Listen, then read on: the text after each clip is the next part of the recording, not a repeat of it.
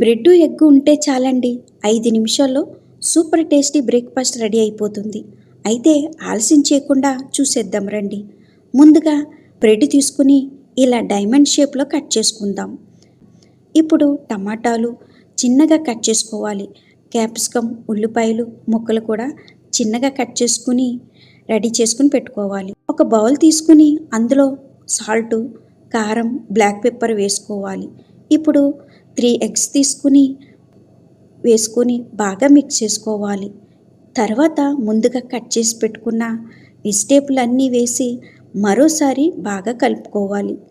ఇప్పుడు ప్యాన్లో కొంచెం ఆయిల్ వేసుకుని బ్రెడ్ ముక్కలు పెట్టి పైనుంచి ఎగ్ మిశ్రమాన్ని వేసుకుని 2 వైపులా గోల్డెన్ కలర్ వచ్చే వరకు ఫ్రై చేసుకోవాలి.